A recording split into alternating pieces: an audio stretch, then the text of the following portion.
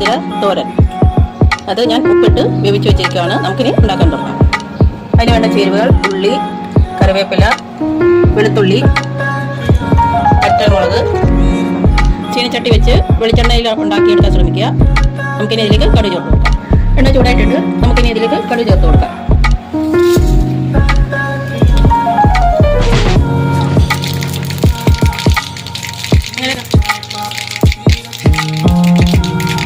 കടുക് ഒക്കെ ഇവിടെ കൊത്തി വന്ന് നമുക്കിനി ഇതിലേക്ക് വെളുത്തുള്ളി ചേർത്ത് കൊടുക്കാം. ഒന്ന് മിക്സ് ചെയ്യാം. ചെറിയൊരു ബ്രൗൺ കളറാകുമ്പോൾ നമുക്കിതിലേക്ക് ചെറുതായിട്ട് മുറിച്ച് വെച്ച ചെറിയ ഉള്ളി തന്നെ ചേർത്തുണ്ടാക്കണം. അതാണ് നല്ലൊരു ടേസ്റ്റ്. മുതിര എല്ലാവർക്കും ഒന്നും ഇഷ്ടപ്പെടത്തില്ല, പക്ഷേ ഈ തണുപ്പിന് വളരെ നല്ലതാണ്, ശരീരത്തിനൊക്കെ വളരെ നല്ലതാണ്. അങ്ങനെ നമ്മുടെ വെളുത്തുള്ളി വെളിച്ചെണ്ണ ഇനി നമുക്ക് ഉള്ളിയും കറിവേപ്പിലയും കൂടെ ചേർത്ത് കൊടുക്കാം. ഇതൊന്ന് നല്ലോണം വഴറ്റിയെടുക്കാം.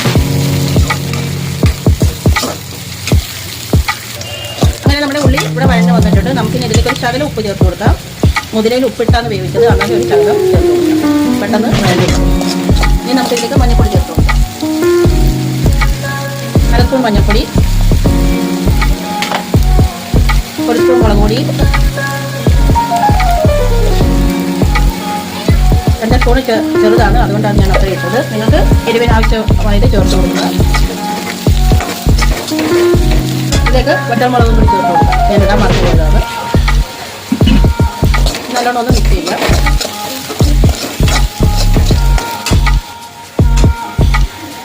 ഇതിലേക്ക് ചില കായപ്പൊടിക്കൂടെ ചേർത്ത് കൊടുക്കുക. ഗ്യാസിനൊക്കെ നല്ലതാണ്.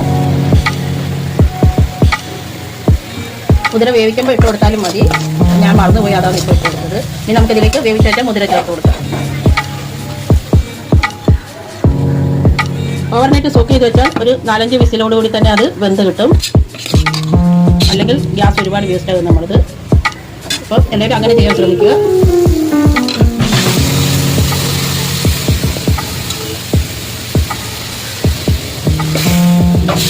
എല്ലാം കൂടി ഒന്ന് മിക്സ് ചെയ്തെടുക്കാം. ചോറിനൊരു കറിയായിട്ടാണ് ഞാൻ ആക്കുന്നത്. നിങ്ങൾക്കത് തോരനായിട്ട് വേണമെന്നുണ്ടെങ്കിൽ അങ്ങനെ ആക്കാം. ഇതൊന്ന് തിളച്ചതിന് ശേഷം നമുക്കിതിലേക്ക് മെയിൻ ഇൻഗ്രീഡിയൻസ് ആയി നമുക്ക് തേങ്ങ കൂടി ചേർത്ത് കൊടുക്കാം. അങ്ങനെ വളരെ ടേസ്റ്റ് ആയിട്ടുള്ള നമ്മുടെ മുതിര തോരൻ ഇവിടെ റെഡിയായി വരുന്നുണ്ട്. ഇതിലേക്ക് തേങ്ങ ചേർത്ത് കൊടുക്കാം.